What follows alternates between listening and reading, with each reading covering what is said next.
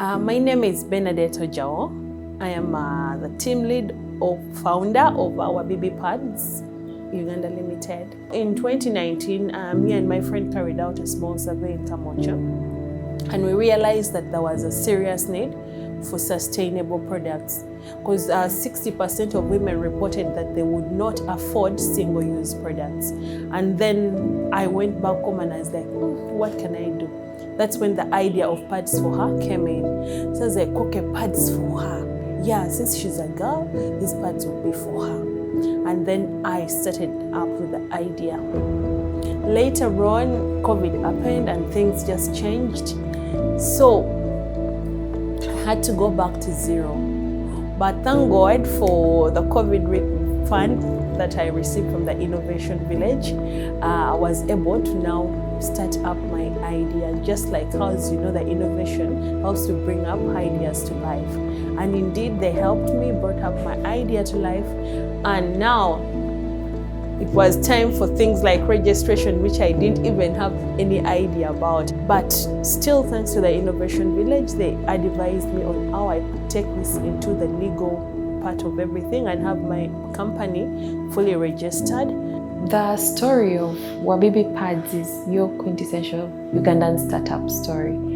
At inception, they were very focused on developing the business idea, finding a minimum viable product and product marketing fit tests, trying to build a business model. So legal was not on top of their mind.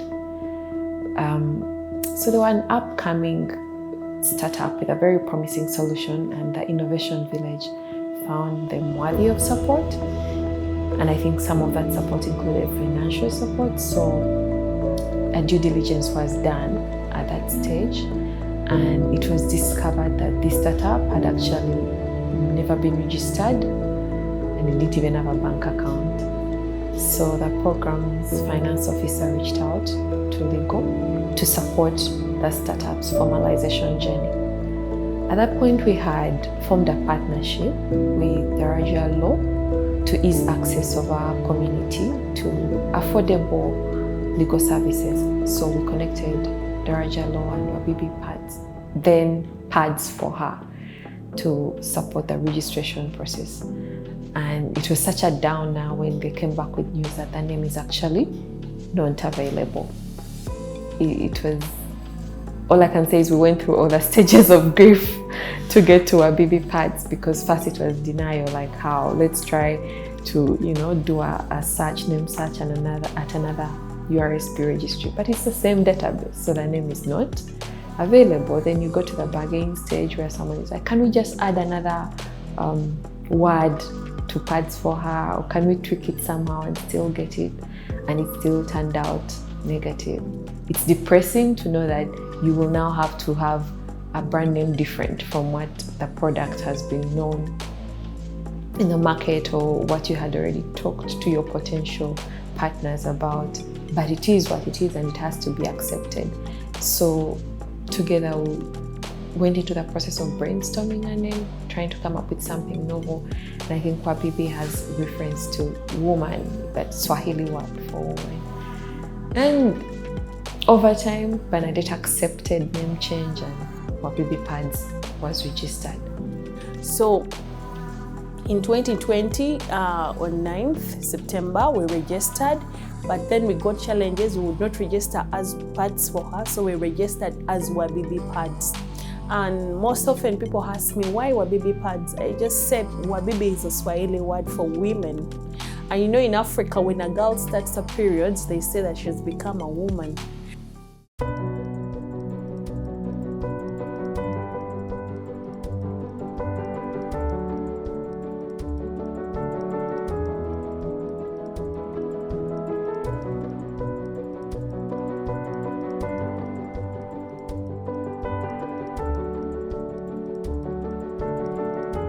Our key milestone, actually, first and foremost, is something that was done by one person is now being done by very many people.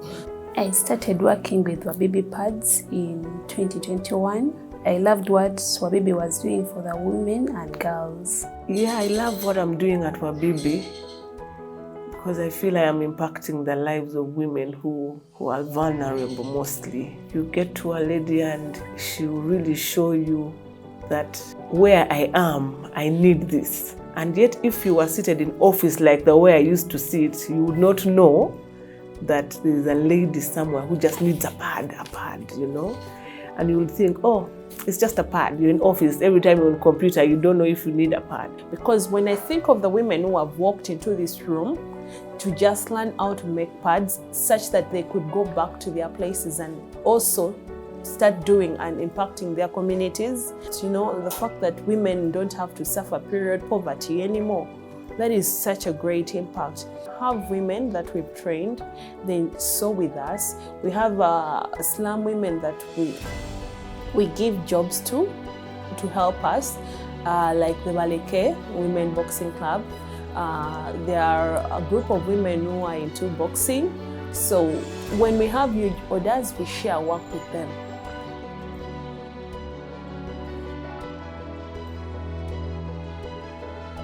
Matter of the fact, I told myself I must make it to my 3rd birthday in business.